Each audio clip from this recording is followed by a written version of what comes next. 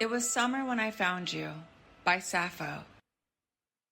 It was summer when I found you, in the meadow long ago, and the golden vetch was growing by the shore. Did we falter when love took us with a gust of great desire?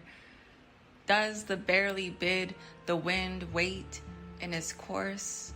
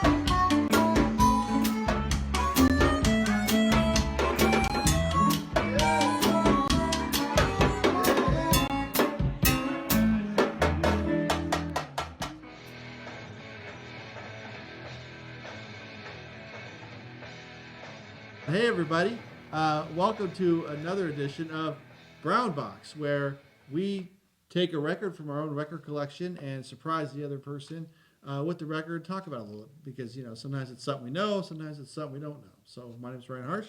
Chris LeRoy. And we'll see what Chris brought. Right? Today's in my version of the Brown Box, and this is a very, very important one to me. Okay. It's because it sort of represents what would drive me to buy a record in the first place. This is one of the greatest album covers of all time. It is. A BLODYYN Pig, A Head Rings Out, which I still don't even know what the heck that completely means. But BLODYYN Pig was a spin-off of the guitarist, her first guitarist was JETHRO Tull, MICK Abrahams, who was really a bluesy guy, and you listen to like This Was album, the early Tull. Yeah. It was more, they're playing cat, squirrel, and bluesy kinds of things. So you're reading songs like Beggar's Farm or something, or there'd be some little weird riff or something, but it was much more almost like an R&B version of what Jethro Tull then. He quits, he moves off, and they became what Jethro Tull was. Right, Aqualung but, and all that. Yeah, which is a whole other gig. Yeah. But what Mick Abrahams did is what I loved about music of that era. Sure. He's an English guy. He loves the blues, and you wouldn't know anything about him. It was me and my friend Bob Jarvis said we would go to Sears or something. They were having a record thing, and we would just look through the albums, and we didn't know anything about anything. I remember buying Led Zeppelin, the first Led Zeppelin, because it had a Zeppelin. Yeah. Not because I knew anything about. Wow. Okay. I didn't know who Jimmy Page was. I didn't know. I was just vaguely. It looked cool. Yeah, it just was cool. Knew a little about the Yardbirds, but had no connection to go. Bob said, "Look, it's Zeppelin. That's a cool cover." We take the album home, we put it on, and it's like, what is this? what have we stumbled into? And Gary, Jarvis' dad, came in and he was listening. It was communication breakdown or something, and he was just freaking out. And he just takes the album, he takes it, puts it, and takes off and goes to some party to play this thing. We're like, hey, wait. He discovered the secret. Right, you get, no, we found out about Led Zeppelin first. Yeah, what are you doing? Yeah, we discovered it first. Well, that just set me on the way that I would buy albums, first and foremost because I liked the cover. Interesting, yeah. And I looked at this and I said, "BLODYYN, oh, look, it's got a pig. And he's got those glasses and stuff. what the heck is BLODYYN Pig? And then I opened it up. Nose ring. He's got a nose ring, and at the back they got his tail. Okay, I love that. So it's like a continuous cover. Yeah, it says it was on A&M Records, but here's they got the story about them and stuff. And then here's Mick Abrahams, and there's Jack Lancaster, who would play 2 horn instruments at the time, a la Roland Kirk. Roland Kirk. Yeah, okay. And I think they even mentioned Roland Kirk in this thing, but I bet, yeah. it was just a cool kind of power blues music that had a kind of jazzy nature to it. Right. And then I found out that there actually was an album before this. Oh. That was called Getting to This, BLODYYN Pig, which the artwork was awful like Miles Davis on the corner. On the corner. Yeah. It's got to be the same dude, but this is for A&M. Look at that hair on him. Yeah, which Right? and if you go to the Jethro Tull This Was album, and they like powdered their hair to look like they was old, but he still had that hair back then. Yeah. So he says, I'm taking my hair and I'm getting out of this band and I'm starting this cool bluesy, jazzy, rockin' album.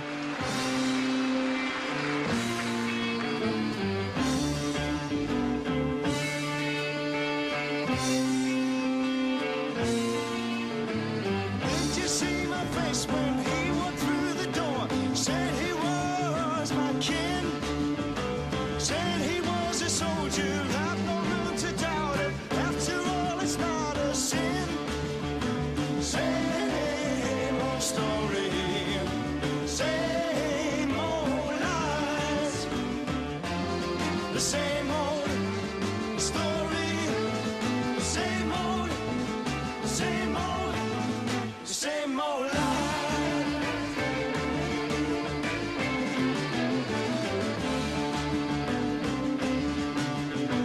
I could feel my hands when she walked through the door. Said it's been a long, long time. Said she was a rich girl. I've no room to doubt it. After all, it's not a crime. Same old story. Same old lies.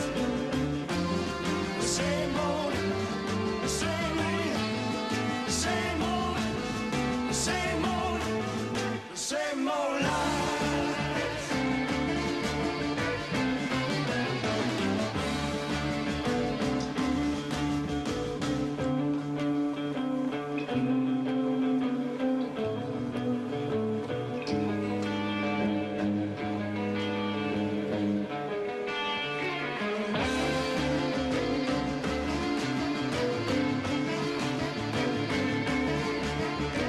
I could feel my heart when they walked back again.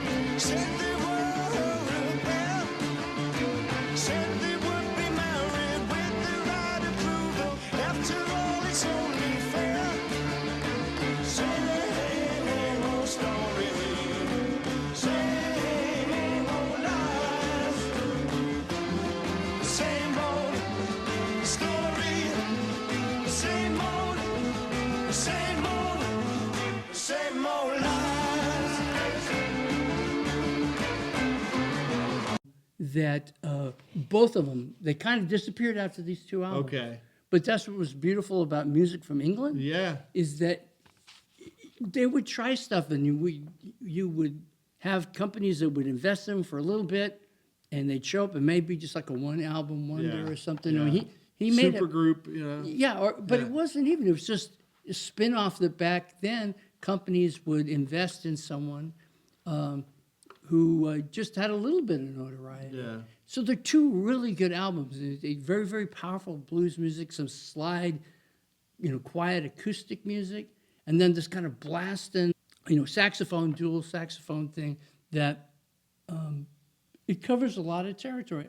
And I listen to this album all the time. Okay. Years and years later. And I'm going, People are like, what are you listening to over here? yeah. I had Mike Geegan on guitar, Dangerous Guitar, came over and I go, have you ever heard BLODYYN Pig? And it's like, well, who would? No one's going to BLODYYN. Let me put on some BLODYYN Not Pig. the most commercial. No, name but for it's a band. a terrible name. Yeah. But they have a great album cover. And I noticed on this one too, like they talk about the songs. Oh yeah. There's a little commentary about the songs. Yeah, what Like, each song this is. a very heavy blues song right here. Right, yeah. Yeah, this features a heavy brass sound, 2 tenors, a baritone and a soprano, to be exact. Exactly. I mean, they're telling you what's going on. Yeah, this and is when that's you can Mick, sit and read the exactly. liner And notes. so it's Mick Abrahams talking to you about his album. Yeah. And there was just something about that handoff that music wasn't so serious or maybe so expensive that a company they'd test the waters with the band and they'd come out a couple. And Right. I'm sure there's not a third. Well, it wasn't because I was trying to find like even a CD version of this, and it was really hard to track it down. Right, and I wonder how he felt about Toll getting big in the '70s. Yeah, I mean, and I think if I have my music trivia correct, he left the band and they played that Rock and Roll Circus. Oh, okay. And who was a guitar player, who was a standing guitar player for Jethro Tull on that. Was it the Black Sabbath dude? Yes, Tony Iommi was a very Yes. short-lived guitar player for that. For Right. filling in for this guy, I guess. Right. Then, right. Because he didn't have hair like that. Right. Yeah. Says you're out. Another great guitar player. Oh, right? he's wonderful. Yeah. I just like that everyone had hair like Yeah. that. And they didn't care. It's just No. like, yeah. You're supposed to do that. Right. But it's just the reason I did it as a brown box thing is that it's sort of like the culture of how albums used to be or how I used to feel about. I just liked that his name was Mick. And he was from England. I go, this got to be good. I used to think it was just Mick Jagger, and then Huh? you're like, what, you got Mick Jones, and Yeah. you got Mick Taylor, and You you got- got, you got all Mick these- Abrahams. It's like Mick's a cool name. It's a cool name. You know and that name over here? You're bound to be a rocker. It's sort of like there's little pieces of time to where, being a kid and just being all about album covers as much as the music that was inside. Yeah. And 9 times out of 10, I'd like, maybe because I gotta like this album, the cover's so good. Yeah. but I can't take it back. yeah, I can't really, or you Yeah, can scratch it and take it uh-huh. back. This album's scratched. Yeah. Bob Jarvis that took back like all now these famous John Lennon, the wedding album or something. Yeah. He gets it and takes it home. This is terrible. Steps on it and takes it back. It's like, no, he should have hung on to that. Yeah, Maybe it's worth a couple. it's worth a bit. couple But dollars. in both these albums, you kind of have the spirit of what it was to be a kid, Right. teenager in that era, and just have fun perusing stuff. I mean, vinyl's big back again. Yeah. People, Yeah, of course. But they'll charge you $500, Yeah. for a new album. I probably bought this for. Well, if it was a white front, it was $3.02. And you're not going to the store anymore. I was at the record store today, and I was like, I wasn't going to buy an album. Right. I wasn't even in that mind frame. Right. Like, this is $30. Right. What if I buy it and it's horrible? It's $30. I'm not getting, Rhino's not going to return this. No. They'll be like, good luck. Like go sell it on eBay or Discogs. Yeah. Like this is a time period, the luxury of just being like, let's check out the cover. It tells the story. Yeah. Let's take a gamble here, and if not, I can just give this to someone else. Right. You can't do that anymore. Or if you go to my house, you kept it. yeah. It's in my garage. Sure. Every No, yeah. album Or that they're all over there. no one ever took back. Right. But there is that time, and I kind of feel for people who have to just do this on a phone or just hear things in the streaming thing with a little, postage Yeah. stamp thing. I can see why people are getting back into vinyl. I wish it was at a price range that folks would be able to experiment more and say, hey, look, there's an album with a pig on the cover. It's Right. mine. Yeah, I'm check taking it this. out. I'm Yeah. taking this. Uh-huh. And these got a cousin. I'm taking this this. is crazy. Yeah. And I would work at a. Me and my friend Tom Greer worked at this. We would be cleaning real estate offices, and we were the worst custodians ever, but the quickest ones. And we could go through and do an office in like 7 minutes. So and we would efficient. just run, Right. and just you spill half as much stuff as when we Right. went in. Yeah. We're out, get our paycheck, and we would go to Gillette's Records in Riverside. Okay. And I spent every cent Yeah. on albums, and I'd come back out with all these Just be albums. listening. Yeah. And that was the best time of my life, Yeah. because I'd come home and I get to hear this stuff and look at this fun cover. A lot of times you feel like you're in on some big secret. Yeah. That's how I still feel like music I get turned on to as Yeah. well. Sometimes, Yeah. or just stuff that not a lot of people listen to. Yeah. It's like, this is like I'm in a big on a big secret, Yeah, I like got Guided by Voices or something, and nobody knows about this stuff. Yeah. This is great. I know that part's still true. Yeah. That people are still Yeah. great music fans, and Kids especially. Younger and they kids. love their secrets. They love the stuff that they feel that they've discovered, and there's so much to discover. So you Yeah. can't say this era was wonderful, and our modern age is terrible because Right. there's music and there's music Very and there's subjective. music. Yeah. But if you were my Right. I age mean, you get the album. I mean, and come you on. saw this, What are you thinking? And I don't know what that's in his mouth, but I'm sure it's it's not. just, yeah, that's true. Yeah, it's It's he's having a probably- good it's time. Medicinal that pig, purposes. yeah. It's a medicinal pig. But that's my entry into Okay. the brown box today. It's just the spirit, you know, be a pig for music. Go out there and enjoy everything and get as many secrets as humanly possible. Absolutely. I love that philosophy. And thank you so much, everybody. We'll see you again in another edition of Brown Box. Thank you so much.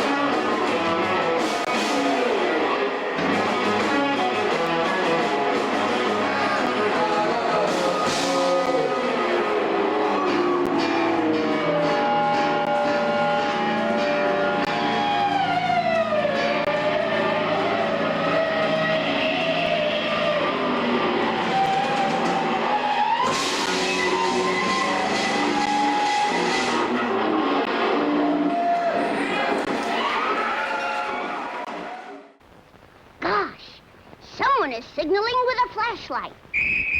And a whistle. And a clicker.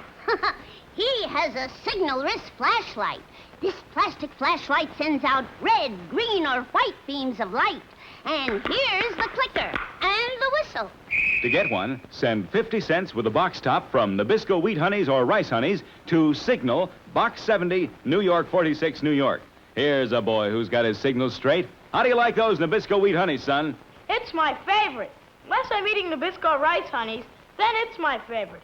So Mom buys both. I eat Wheat Honeys one day and Rice Honeys the next. Oh, no wonder. They're the only cereals flavored with pure, natural honey. Get some today, boys and girls, and get your Signal flashlight. Send 50 cents with a box top to Signal, Box 70, New York 46, New York. Remember, that's Signal, Box 70, New York 46, New York.